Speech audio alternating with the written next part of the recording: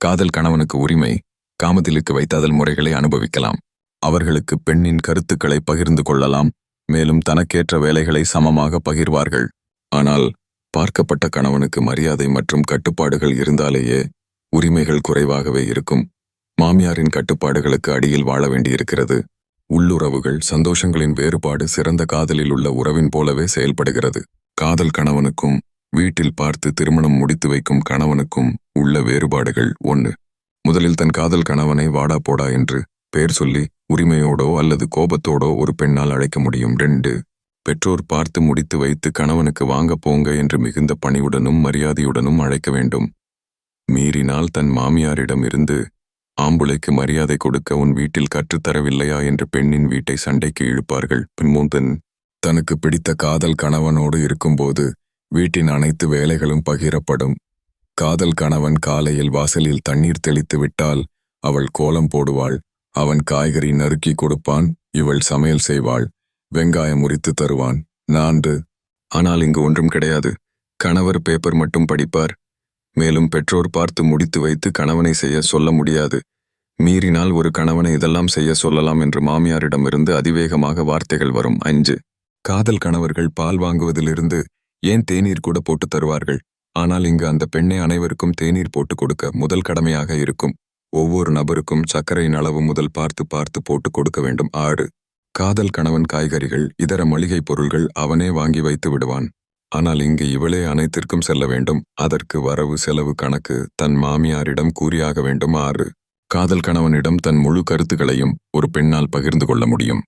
ஆனால் இங்கு மாமியாரை மீறிதான் கூறும் நிலை ஏற்படும். அதுவும் அவள் கூறியதை அவன் மூலம் மாமியாருக்கு செய்திகள் போய்விடும்.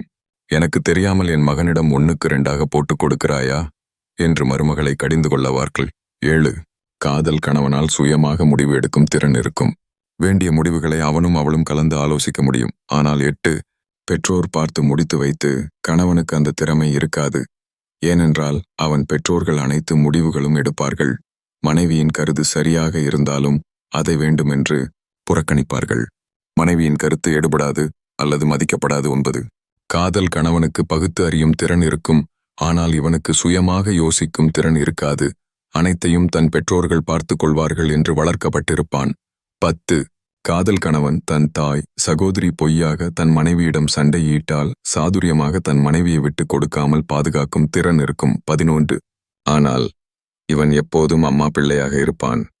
மனைவி தவறே செய்யாவிட்டாலும் எங்க அம்மா சொல்லுக்கு எதிர் சொல்லாமல் கேட்க வேண்டும் என்று மனைவியிடம் ஆணையிடுவான். 12.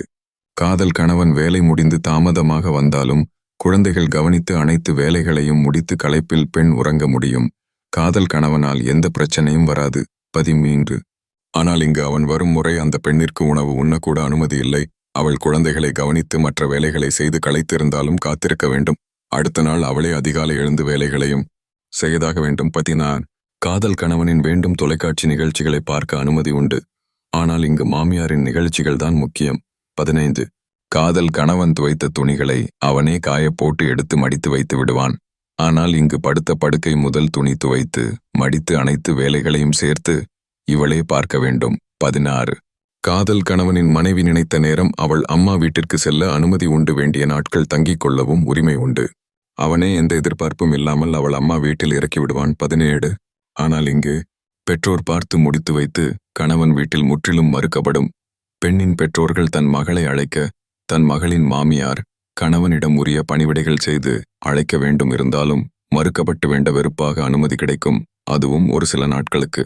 முக்கிய விசேஷங்களுக்கு மாமியார் வீட்டில் கொண்டப்பட வேண்டும். 18. மேலும் மாமியார் வீட்டில் கணவனின் சகோதரிகளுக்கு அதிக முக்கியத்துவம் அளிக்கப்படும். இவள் அவர்களுக்கு பணிவிடை செய்து கொண்டே இருக்க வேண்டும். 19.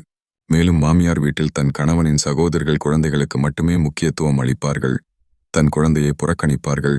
கணவன் வரும்போது மட்டும் கவனிப்பது போல் நடிக்கவும் செய்வார்கள். இதை இந்த முட்டாள் கணவனால் எப்போதும் உணர்ந்து கொள்ள முடியாது. ஏனென்றால் அவனின் மூளை இவர்களின் பொய்யான ஆதரவால் மழுங்கிவிட்டது. மீண்டும் வேலை செய்யாது. 20. மொத்தத்தில் காதல் கணவன் சாதாரண வீட்டில் இருந்தாலும் ஒரு பெண்ணால் கால் மேல் கால் போட்டு ஒரு ராணியாக வாழ முடியும். ஆனால் இங்கு பெற்றோர் பார்த்து முடித்து வைக்கும் மாளிகை வீடாக இருந்தாலும் முட்டாள் கணவனுக்கும் அவர்கள் குடும்பத்தாருக்கும் நாள்தோறும் ஒரு இலவச வேலைக்காரியாக